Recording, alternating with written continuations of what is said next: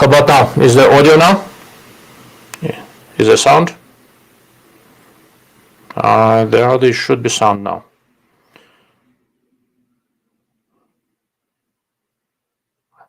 Excellent. Thank you. It must have been an interesting pantomime with me, doing the hat and all that sort of stuff. All right, I'll start over. I did not get cancer. I did not get any more bold. I rearranged the lights so that the chalkboard behind me does not have weird highlights. That means I've got a big ass light right above me and my forehead is reflective. None of you are here to look at my pretty face, but I see a picture of me. This audio is on, a little peaky. Crap. So I switched to a different live streaming software, and it is annoying the hell out of me. Let's do this. How about now? Is the audio better now? I was able to lower it a little bit. Okay, guys, tell me if audio is right. Still peaking. The volume evened out. Thank you, Matt. Much appreciated.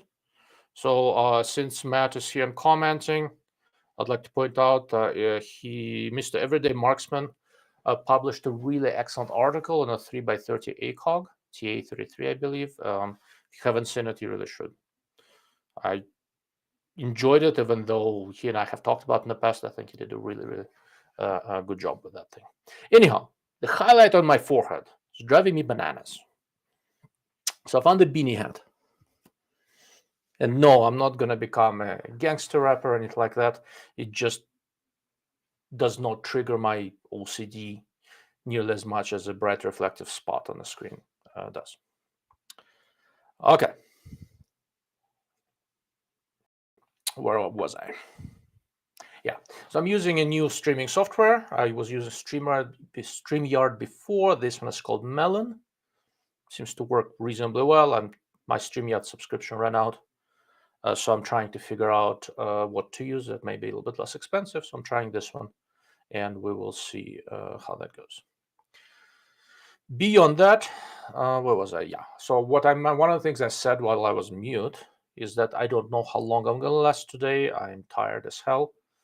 I've been doing a lot of MMA exercise last couple of days. A friend of mine is fighting in a week and a half, so I'm helping them prepare. So I'm just tired. That having been said, I'll do the best I can. Today's discussion is supposed to be interactive. I would like to talk a little bit about the nerdy stuff, the trade-offs between field of view and resolution when it comes primarily to thermals, but also to night vision devices. And please stop and ask questions at any time. This is supposed to be where I clear up the confusion that I have caused with some occasional previous discussions. And lastly, I do apologize. There will be occasional camera shake. Once again, I redid my whole setup. I'm not hugely happy with it, but I realized I'm not hugely happy with it too late. I didn't want to start risking changing everything while I have a live cast coming up. Okay.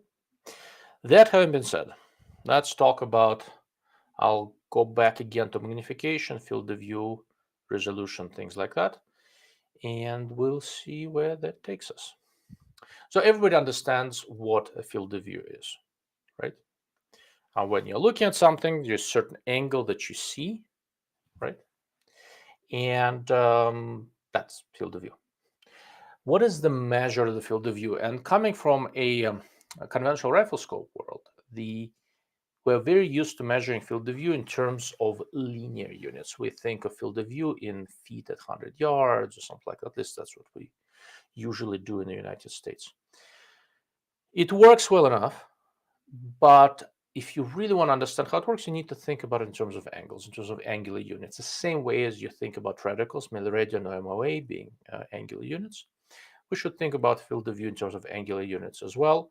I prefer milliradian, but I found that seems to be somewhat unnatural for most people. So when I refer to field of view, I'll talk about it in terms of degrees.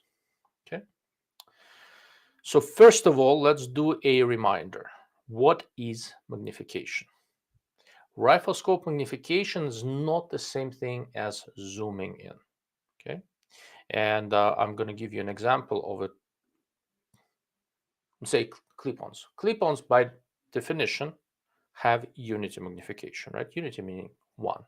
What does that mean? Once again, this is going to be review, but you guys will forgive me, right? If I have some sort of a clip-on, I'll draw a clip-on like this. Okay, it sees a certain field of view, right? And the rifle scope behind it sees a certain field of view. If these two angles are exactly the same, that means this clip-on has unity magnification. We'll call this angle alpha. We'll call this angle beta. All right, what if we have a different clip-on?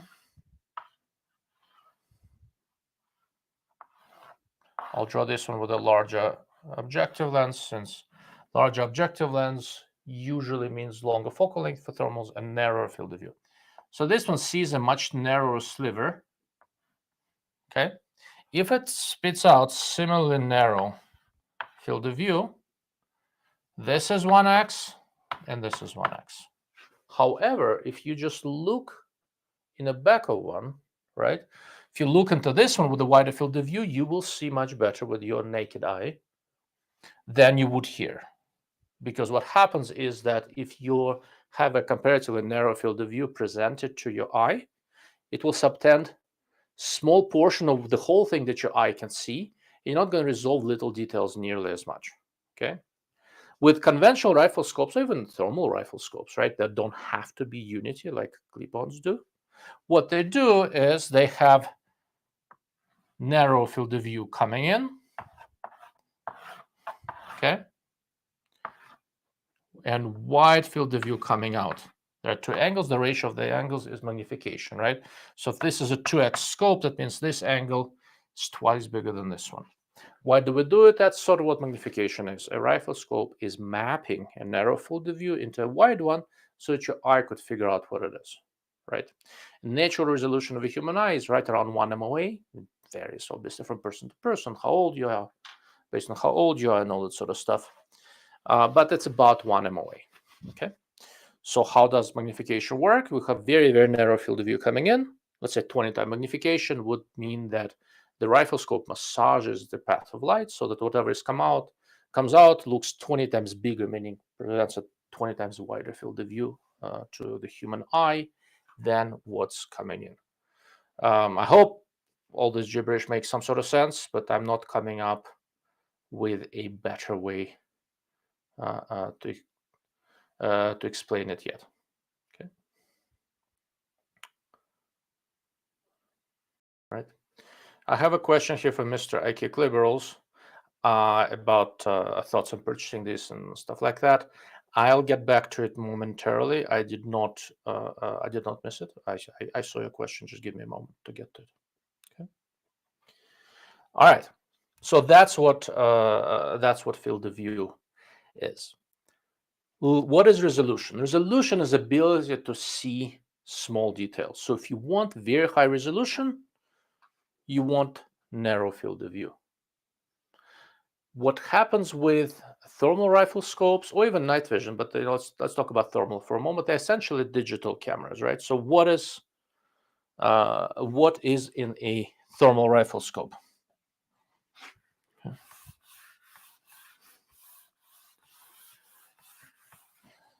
What's in a thermal rifle scope? There is a camera up front. There's a lens. Behind it, there is a little image sensor. What is an image sensor? Image sensor is basically a matrix. It is an array of some number of pixels.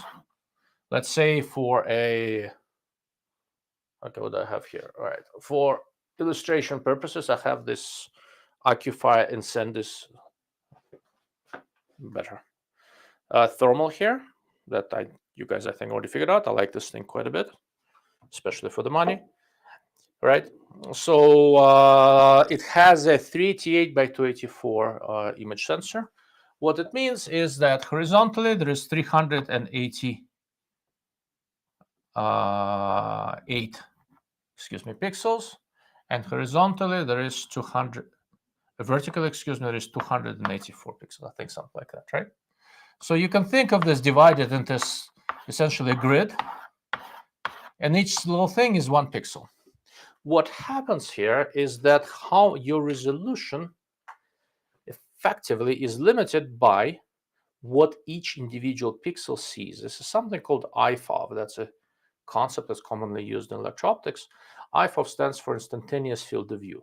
That is essentially what 1 pixel sees. And you cannot go narrower than that. Okay? Mr. Michael, good evening, sir.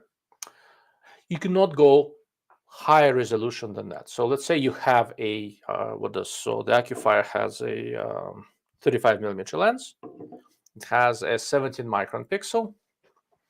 So if it has a 35 millimeter lens and a 17 micron pixel, where is it?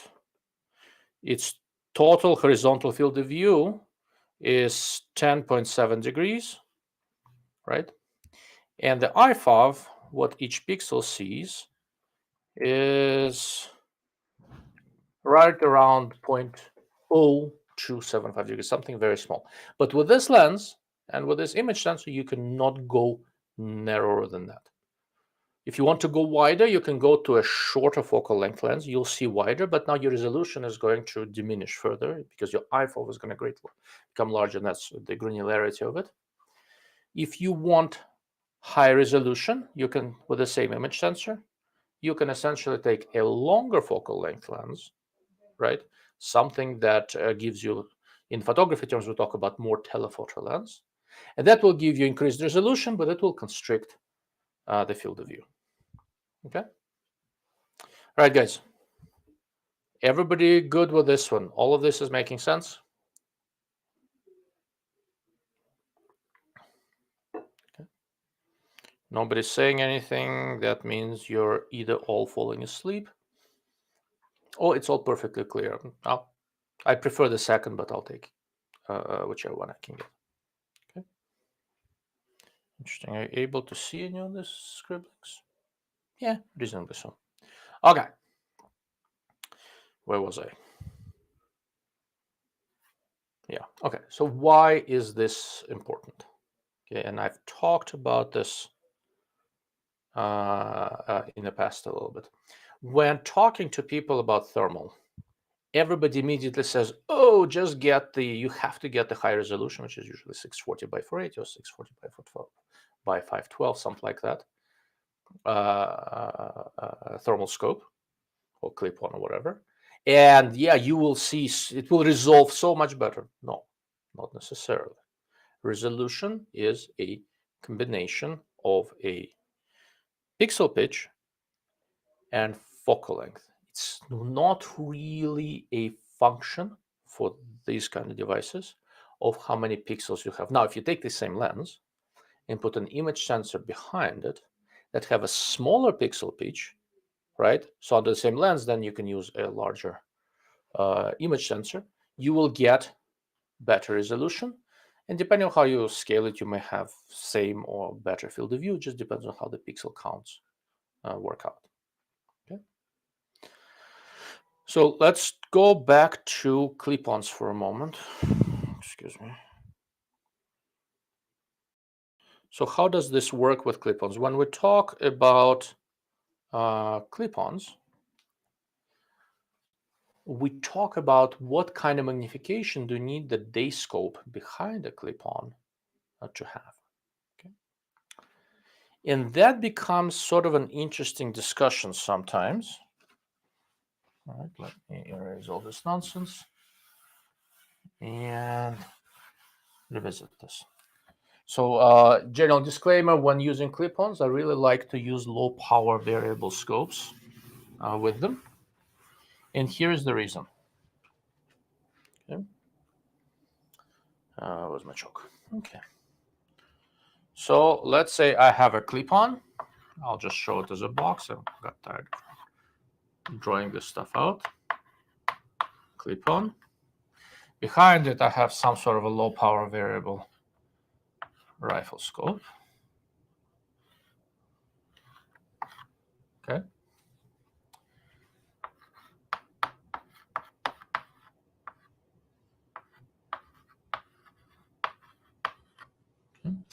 As an example of a clip-on, I'm going to use the same occupier that I just talked about, partly because I know that its full field of view out front is 10.69 degrees, 10.7 degrees. Okay. All right. What does it mean? It means that when you're running in the clip-on mode, it's going to arrange its internal settings, meaning how it runs the rear display and all that, to spit out the same exact field of view as what's coming in, 10.69 degrees in this case. The rifle scope, let's see, I have a little table here. So I did this on a recent hunt. I had 3 different rifle scopes set up with clip-ons, and I am going to try to figure out how to share my screen with this new software that I'm using. Okay. All right. Oops. Okay. This is the same Excel as you guys have seen in the past. Okay. I need to go show on stream. All right. Okay. So top left view, I have the magnifications of the rifle scope I recently used with clip-ons. The Psi 126 by 24, the Steiner P4XI 124 by 24, and the March F 128 by 24. Okay.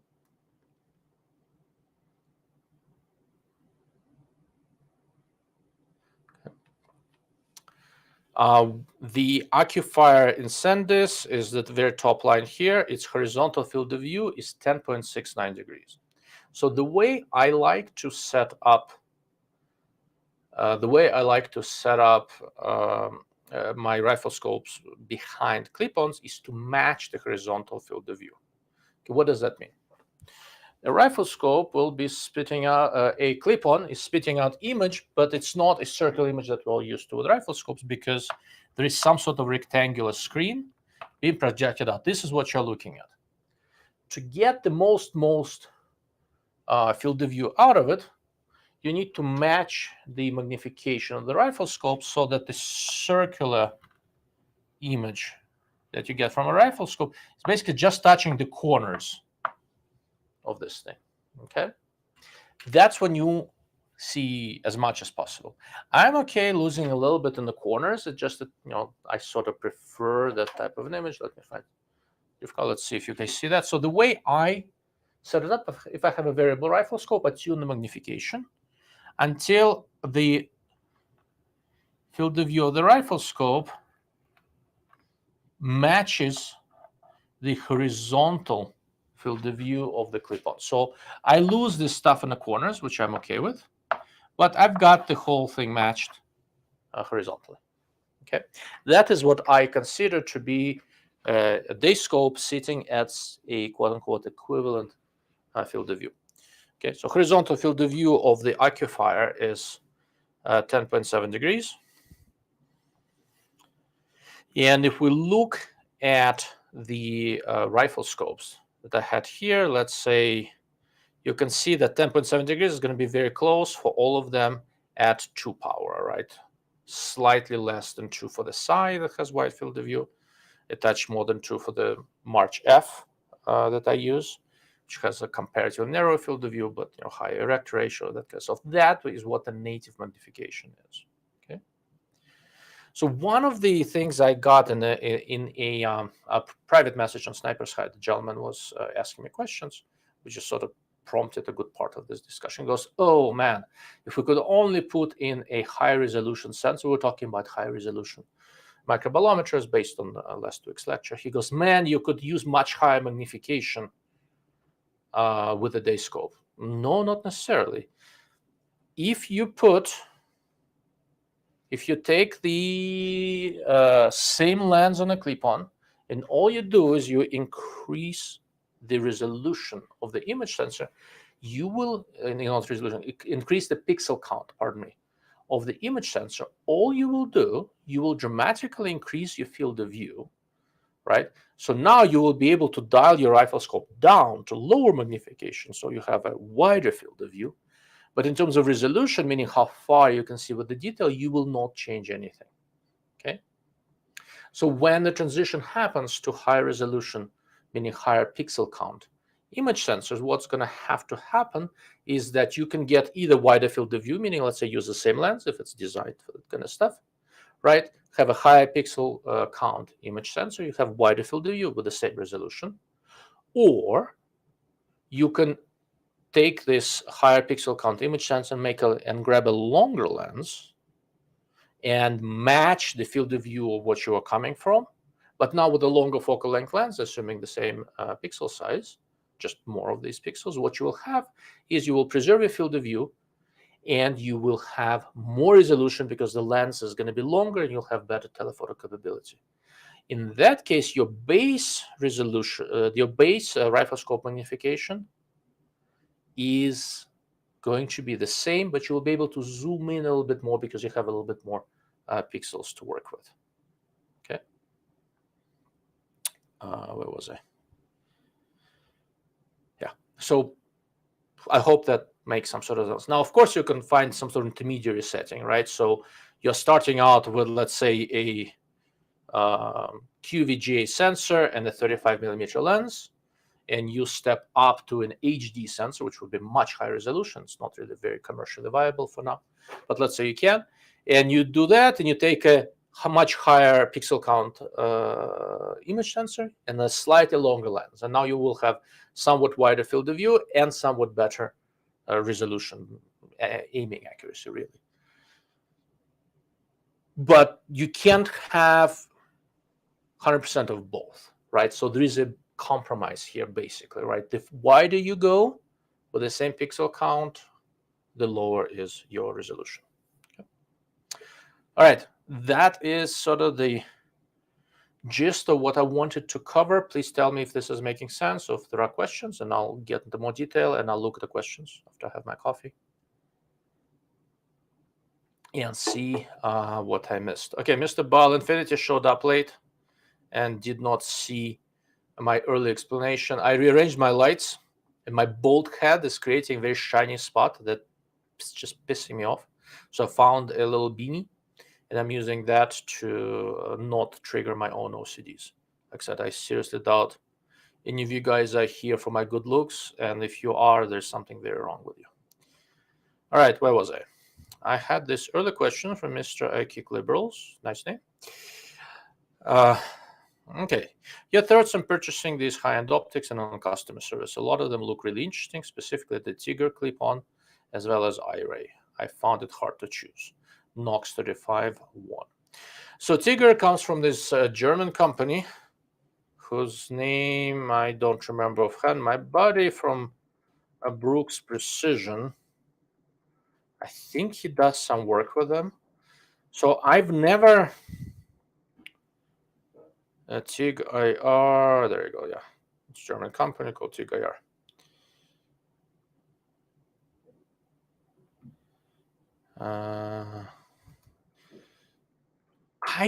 I've seen them. I really like the way they're packaged and all that sort of stuff. Andres Industries, yes. TIG IR is from Andres Industries. That's the name I was looking for. It's John, Brooks Precision. If you're here, please chime in. I have no personal experience, or haven't even heard of any of how good the customer support is for Andres for Tiga, for the manufacturer of Tiga. I know they're in Germany. I mean, so people import them, people use them. I really like the packaging. If I were buying a comparatively high dollar clip-on, something along those lines would have been extremely appealing to me, because I like when clip-ons when they're shorter and all that. Given my personal financial situation, I'm not convinced I'm willing to pay that much for compactness. For the hunting that I do, it doesn't matter that much. For tactical things, it might, but that's not what I do. It's hard to say. With Knox 35, which is an Envision product, so I know the guy who owns Envision. I visited them. I've talked to them. I also know a lot of people who use their products. Generally, they seem to support their customer pretty well. And they're still a small company, so it's not like Vortex Vortex probably has more people working in customer service than Envision and Tigaya manufacturer employ altogether. But everyone I know who had problems with Envision got taken care of. Sometimes not overnight, but expediently and competently. And I know how they do things, and they do things quite well. IRA, to the best of my knowledge, also has pretty good customer service, so I wouldn't be terribly concerned there. And I know they're beefing up their US operation partly to be able to guide product development and to have better customer service. So in terms of factory support and stuff like that, the prominent players seem to all be fairly competent. But I will say this, Knox 35 still one of the better all-around choices. So I think you did all right. All right, what else we have here?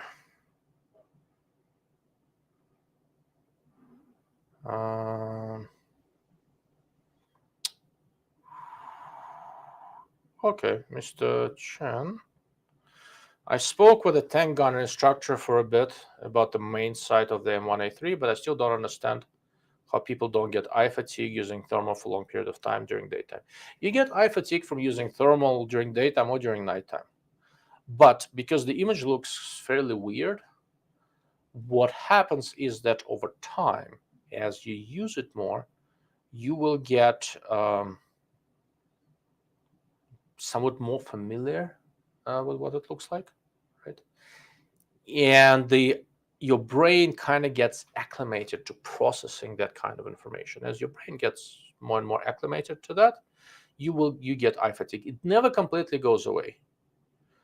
Also, so for my day job, I see a lot of different thermals, some of them much higher resolutions. And thermals that go to high resolutions really tremendously help to cut down on eye fatigue. The image looks far more natural with high resolution thermal sensors. It's going to take a little while before we see any of that commercially, but once we do, it will make a really big difference in how the image feels. Weirdly, I mean, I've seen very high resolution thermal sensors that objectively, in terms of noise and stuff, were maybe not as good. Still decent, but not quite as good. But just having all those pixels changed the feel of the image entirely.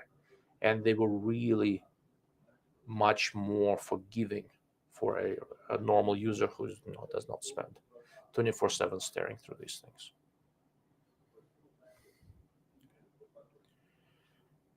All right, there we go. So for thermals, is the pixel count more directly related to sensor size? I'm assuming that's what's happening based off of normal cameras, giving wider field of view for given focal lengths. Essentially, yes. So with thermals, I mean, for most modern thermals, there are basically three dominant pixel pitches, 12 micron, 17 micron, and 25 micron, right? That's the size of one pixel. So if you basically count how many pixels are there, let's say 640 by 480, right? 640 pixels horizontally, 480 vertically, right? And each pixel is 25 microns, you can basically quickly figure out in microns, millimeters, whatever rocks your boat, what is the physical size of the active area of the image sensor. This image sensor itself is bigger than just where the pixels are. There's some additional embedded electronics, stuff like that. But basically, the active area of the sensor, you can easily calculate from a pixel count and pixel pitch being the size of one pixel. So that in that regard, it works exactly like conventional cameras, except pixel counts are much lower. Conventional cameras have gone to much higher number of pixels in the millions quite a while back, while with thermals, yeah, it gets a little bit, that part of it gets tricky. It's much harder to increase the pixel count with the thermals.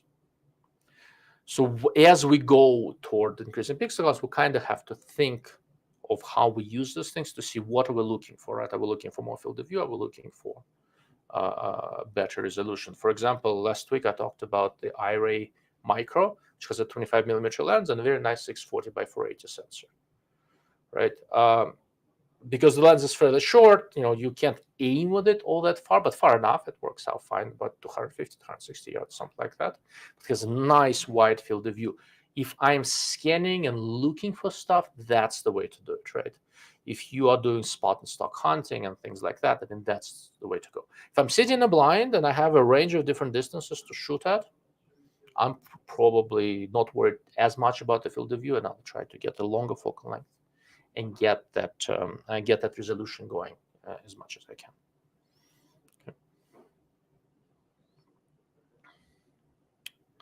Okay, this is the best post so far. Yes, hair is totally overrated. I like my look. I think it gives me significant advantages in aerodynamics. Bold people come up with all sorts of excuses. I started losing hair in high school, so I'm very used to it. All right. Okay, Mr. Brooks Precision is indeed here. And he says that Andres has a new one coming out called POOM IR. I don't know anything about it. I'll look it up. I'm quite curious. Mr. Han Solo is here from Poland. It's good to see you, sir.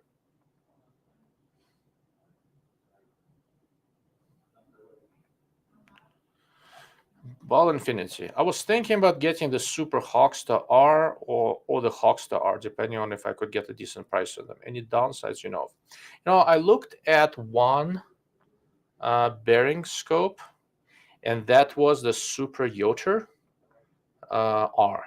I talked about it, I think, a couple live streams ago. What did I talk about? I talked about it on my website. I did a live stream there. And I gotta say, I really like that thing. I mean, it worked well. I didn't like the battery life. They tried to make it as compact as possible and succeeded. It's very nicely compact, but it only runs off of 2 CR123 batteries.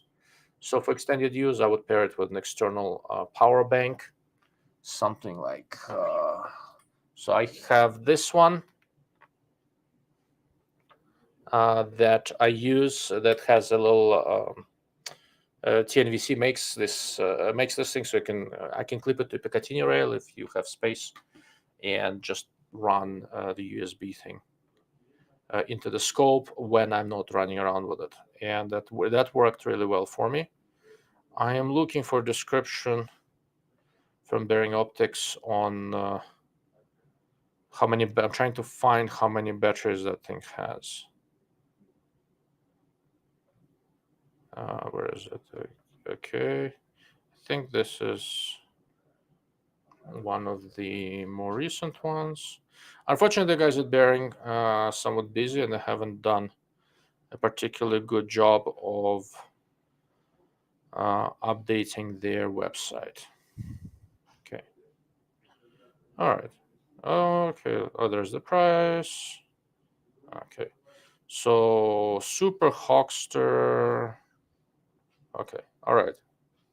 So the Hawksters are all 384 by 288 cores, and there are a couple of different lenses. 12 micron cores, iRay cores. Look at the picture. Is it 2 batteries or 4? It looks like it's a 2 battery setup.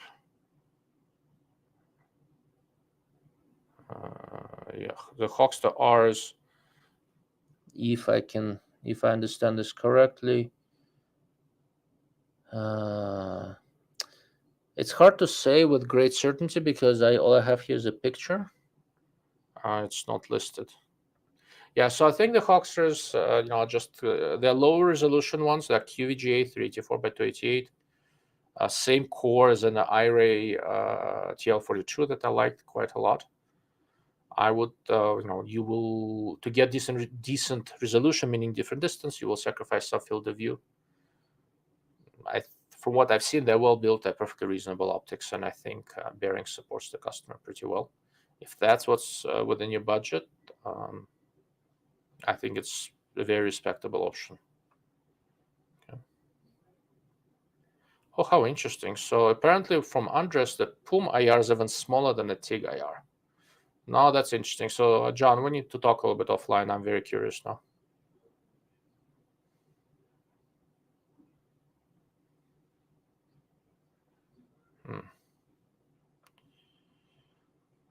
Mr. Han Solo, what is the good standard for size of the picture, the panel, like the monitor, from thermal camera in the modern tank? I honestly don't know. I worked on the camera end.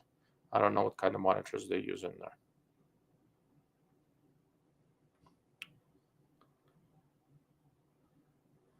Okay. Mr. Ike Liberals, you're very welcome. I enjoy doing these things. Oh, that's a good question.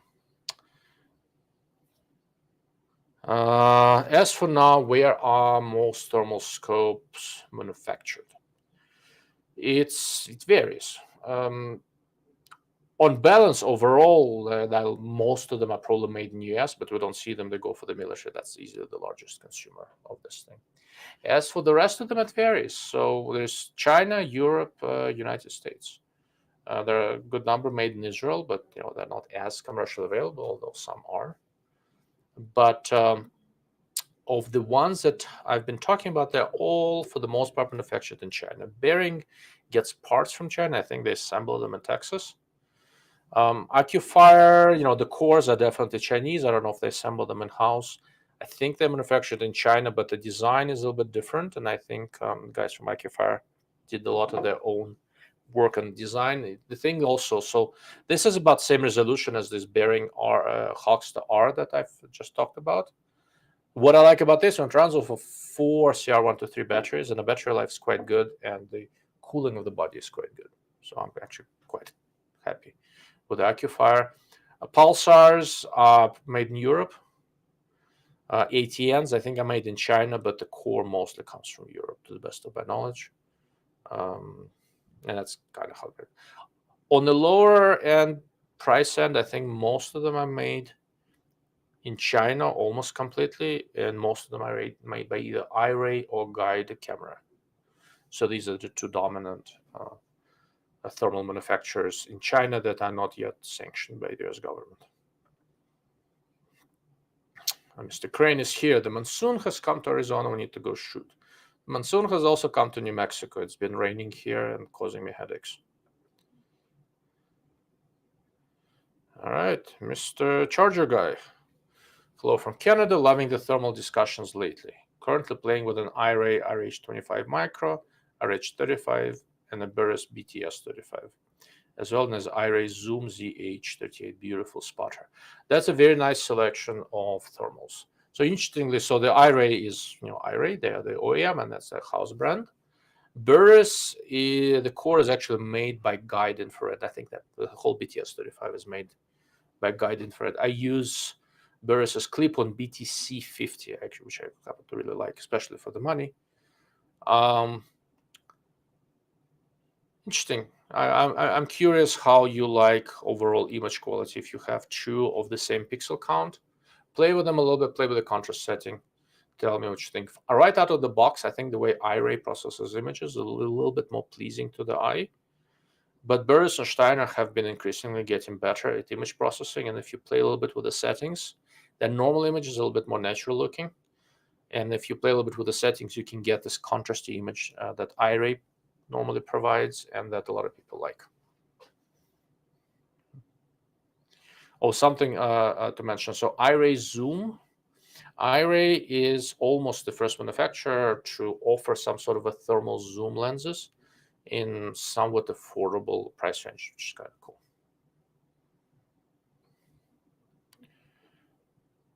Where are we? Okay. All right, I think I got to the end of the questions. That ain't bad. Okay, Mr. Boom Country Hydrographics just said yes. I'm not entirely sure what question you were answering, so don't know what really to make about it. Okay, Mr. Charger Guy goes, yeah, I prefer the iRay to the Burris for the image quality, but I prefer Burris' single button knob for navigating the menu, and the hot tracking is nice on the Burris. Correct.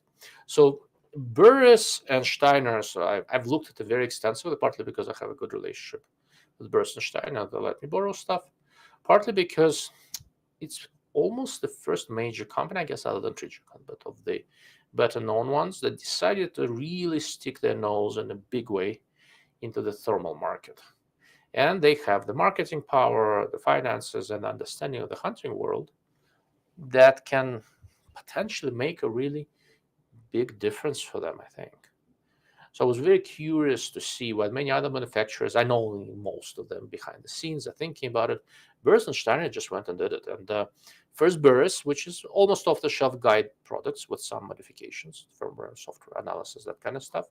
Then Steiner with theirs, and they're a little bit heavier than I like. Like, here's Steiner clip-on, right? It's a little heavier than I like, but image quality is really excellent. This is a 640 by 480 core.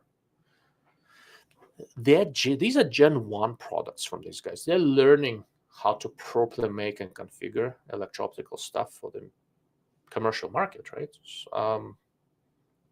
Gen 2 is going to be good, right? They're learning a lot, but even their Gen 1 is very, very respectable, priced fairly well, and their Gen 1 stuff is out there. They're getting into the heads of the consumer that they make thermal stuff now.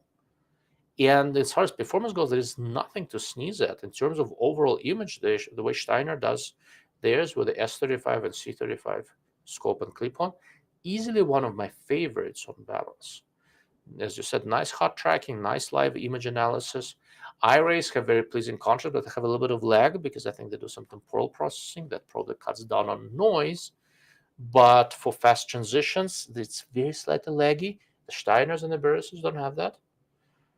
It's very competitive, and it's only going to get better from here. So all the smaller thermal manufacturers that sort of had this market to themselves, it was a niche market. The fact that the bigger players are really beginning to get into it means that it's gone mainstream.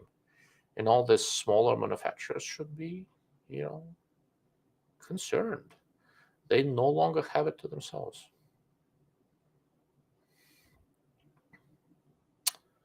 I wish you could cover more Delta Optical titanium and Meoptoscopes.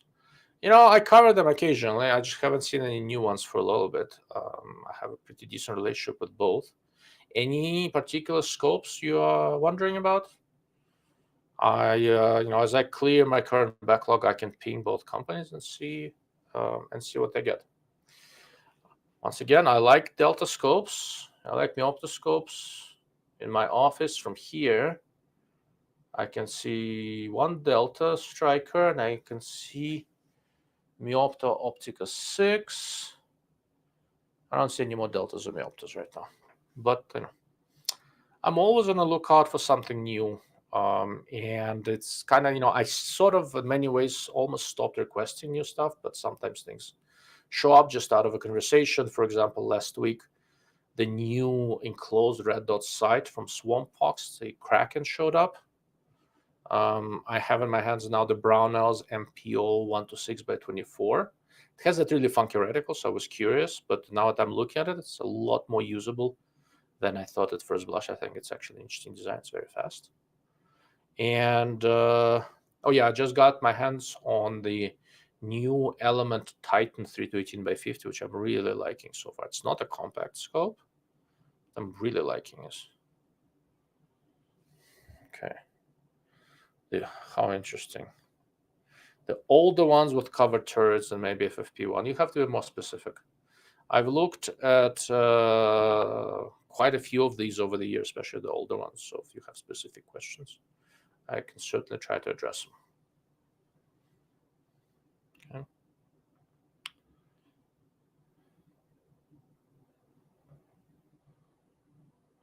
That's a good question. For a continuous rail, do you need the 1.5-inch scope mount that is typically touted as a clip-on height? How low can you go?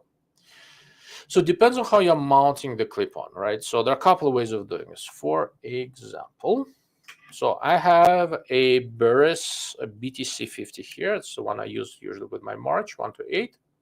And that has this Picatinny rail. I used a very short rifle. So the reason I like this one is the rail is all the way in the back. So I can use the fairly comparatively little rail space that I have very efficiently.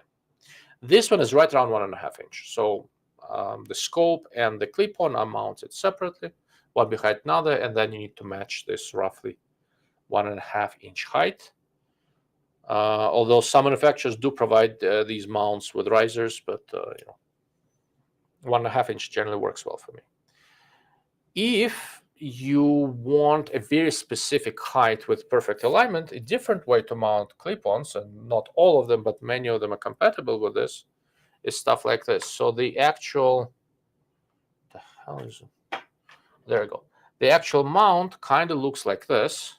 So this end goes on a scope, this end threads onto a clip-on, and it looks like this in it. This is the Steiner. Okay. And this goes right on top of the objective of a rifle scope. In this case, I'm putting it on the tracked 1-8, which I rather like for hunting.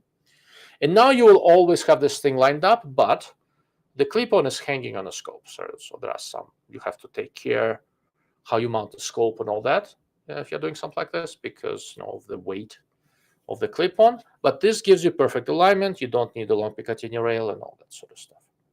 Okay. But if you have a continuous rail and the clip-on goes on that, in most cases you will end up needing something like a 1.5 inch or thereabouts mount for the scope as well. So it happens that for me it works well, so I'm not complaining. Okay.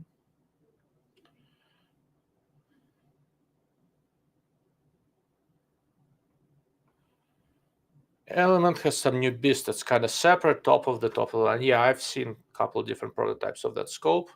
I think they will do very well with it. I don't think they released any. I don't think they released any real information on that. Have they? No, they haven't released any information on it, so I shouldn't either.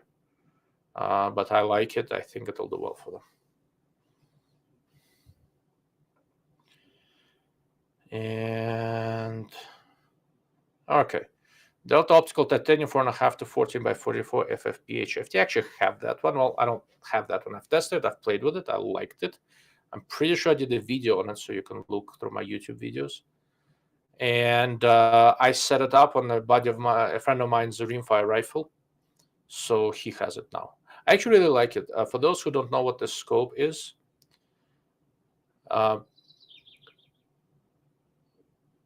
it's one of the few Japanese-made front focal plane 1-inch tube scopes with adjustable objectives, kind of an older design, but optically it's very nice. And for application where you don't need a ton of adjustment, it works great. And because of adjustable objective, has very good close focus. Let's see, Delta Optical Titanium 6 to 24. That one I actually haven't tested, so I don't know anything about that one. Let's see. Well, that's interesting. For Element, are most of the scopes targeted to air gunner and target shooting? I noticed some of them don't have illumination. So I'm very friendly with the guys from Element, and I will say this: none of their current product line, not a single one is really targeted at air gunners and target shooting. They're good general purpose scopes. I have several; they work well. So the Helix, FFP, etc. scopes, they are not illuminated, and that's basically done to save money. But mechanically, they're very robust. Element pays a lot of attention into how well their scopes track. And all of the ones I have been tracking flawlessly. They actually force their OEMs to a higher tracking accuracy as tested than is average for the industry, which I'm pretty happy with. In the interest of a full disclaimer, I do some occasional consulting for Element. So I have to be really, really careful of how much I say, because I know a fair bit about the new stuff that's coming out, which I like. But I can't talk about stuff that's already out there. The reason why Element is more known in the airgun circles is that the financial backing behind Element is by FX Airguns. The couple of guys who are running Element, they shoot both centerfire and airguns, but they're better known in the airgun world. So that's why you see Element often associated with airguns, but there's nothing about those scopes that makes them specific for airguns, and they're actually growing very, very nicely in the centerfire firearm market as well. Let's see what else we got. Mr. North 49 is looking at Arken EP5 F25. I've seen that scope. I haven't tested it. The iBox I heard is a little bit on the tight side, but it's it's hearsay. It's not my personal impressions. It's on my list of scopes to look at, and toward the end of the year I expect to. The SH4 Gen2 from Arken that I have is actually a very competent design. I was very pleasantly surprised. Mr. Brooks Precision. The DLO thermal is a pretty cool little thermal with tons of options made by Andres. Yeah, I don't have any personal experience with Andres products. I've seen them. I really like the way they package them. It appeals to me. I like compact devices. Somewhere in this whole thing, I will need to get my hands on them and do a proper test.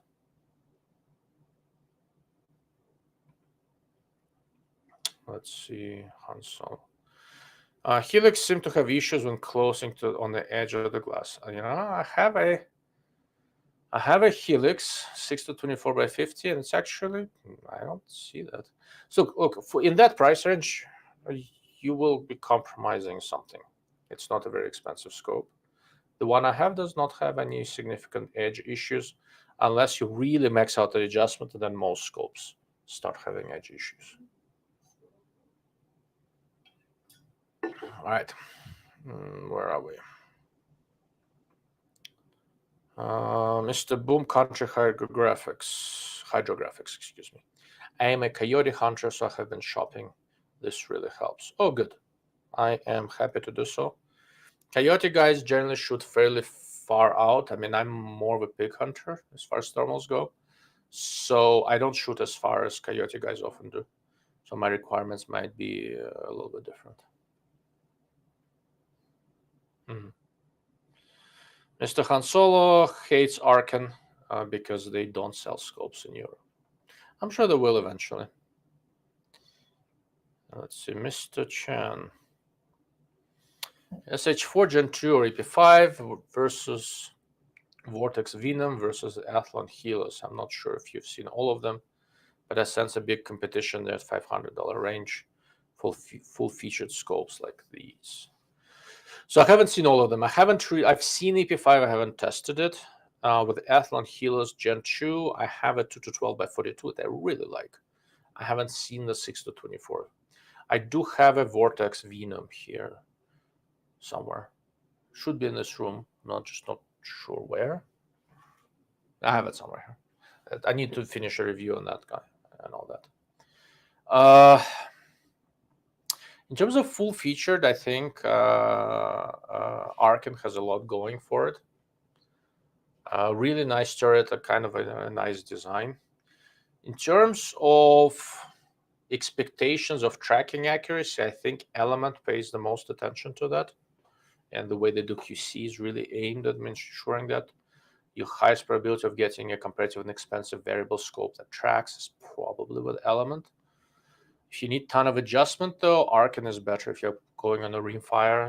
Arken usually gives a little bit more adjustment. The Vortex Venom is kind of interesting. So Vortex has the Venom and the Strike Eagle, both 5 to 25 by 56, that are really similar on paper and only $100 apart. And the big difference, but they're made by different OEMs, and those are very different designs. They have nothing in common. Strike Eagle has wider field of view, really wide field of view, and has illumination. Venom has slightly narrower field of view and has no illumination, but it's a good bit more forgiving to get behind than the Strike Eagle, and probably than the EP5 from Arken. I don't know if Arken is made in the same facility as the Strike Eagle, but wouldn't surprise me if it's something related. I'm not 100% sure, though. I know that Arken moved their facilities where stuff was manufactured at least once, since they started maybe twice. And with Chinese companies, it's complicated anyway, because they have trading companies that control different factories, and all that shifts and moves around. I can't make sense out of any of that. I like if you don't need illumination, I would almost, for practical precision shooting stuff, where you're in weird shooting positions, I would almost go with the Vortex Venom over the Strike Eagle, to be honest with you. And as 5 to 25 by 56 scopes go, the Venom is really appealing for that basic reason. If you don't need illumination, and if you can live with a slightly narrow field, it's still not narrow. It's just narrower than Strike Eagle. I think the Venom is a really excellent bargain. But good question. All right, guys, what else we got?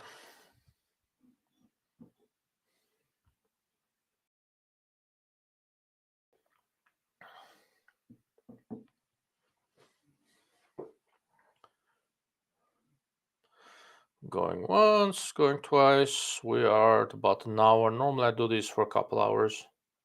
I don't think I can do 2 hours today, but I have a little bit more energy in me than I anticipated.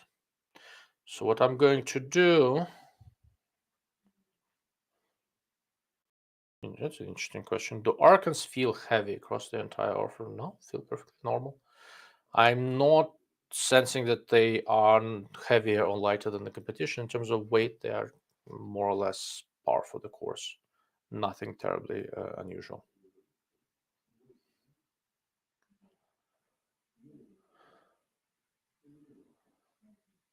Okay. So I don't know. Mr. Fireprank. To boom country hydrographics, you should search the NVC's shot 2003 to take over. They had a long talk about specifically hunting setups. From what I remember, might be informative. I don't hunt, so I skipped it. I haven't seen that one, so I don't have an opinion. That's an interesting question, Mr. Pazazzi Morano. Best thermal scope for 308 hog gun under 5K. Ooh, under 5K. Haven't tested them all, right? Assuming you're talking about a scope, not a clip-on. I would look at under 5K. I would look at Steiner S35. I really like that one. I have it here somewhere. Not sure where. It's a little bit on the heavy side. I really like the image quality, and it runs off of two 18650 batteries. So its battery life is good. If you'd rather go lighter and you can sacrifice some battery life, Bearing Super Yoter R. Again, both of these have 640 by 480 cores and good assembly. If you want to go a little bit lighter and sacrifice a little bit of field of view, Bearing Super Yoter R is, I believe, under 5K, and it is very good. So I would be looking at one of these.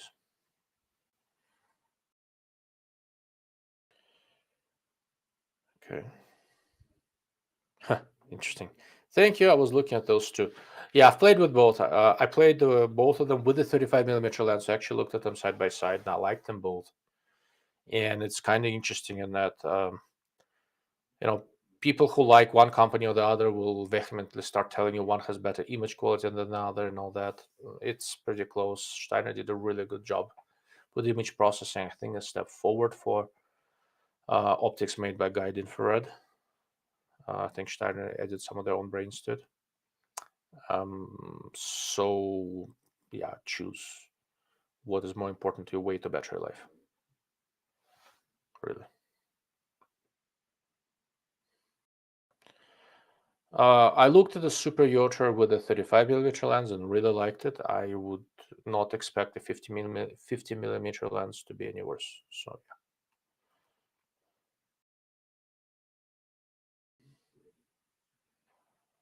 yeah. Okay.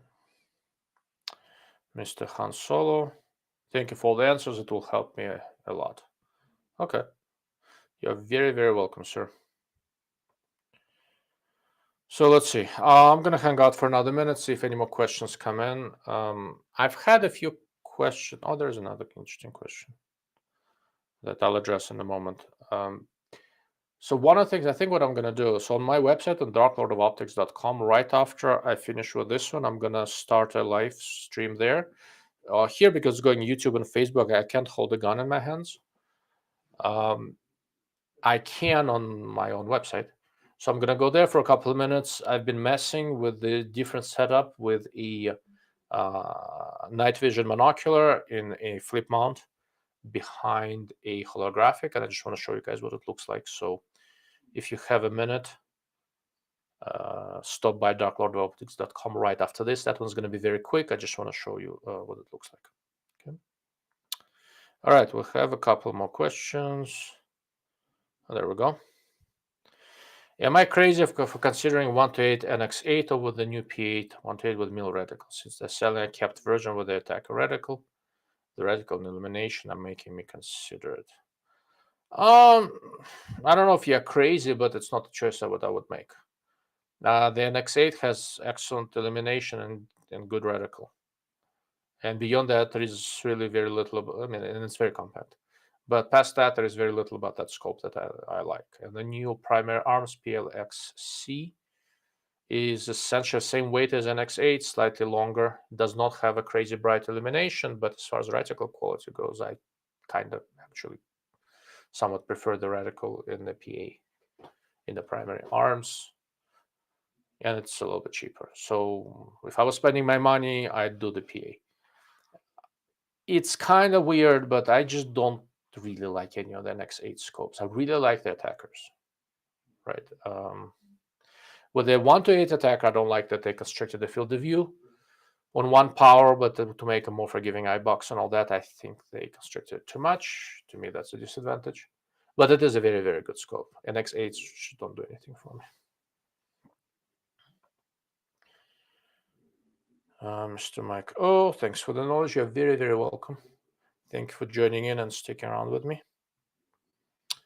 Mr. Chen, I think the new PLX C1 to 8 is worth a look. Yes, it is absolutely worth a look. I'm extremely impressed with that scope. Mr. Poland is going to sleep. If I'm going to be doing exactly that, only on the other side of the ocean in about half hour.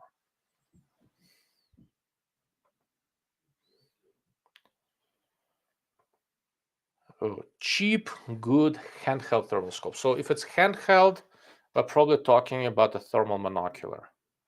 So it depends on what is what you consider to be good. I played with the Burris BTH50, which you can get for close to 2,000 in the US, I think, or right around there if you shop around. And I thought it was excellent. It's not very high resolution, so 400 by 300 core, but it's a decent lens, good image quality. I was able to see really far away. Battery life was good. I liked it a ton. Really liked it. So if that's enough resolution for it. If you're willing to spend a little bit more money, for about $4,000 is the Leica Colornox View, which is a 640 by 480 image sensor, so high resolution, and a 42 millimeter lens.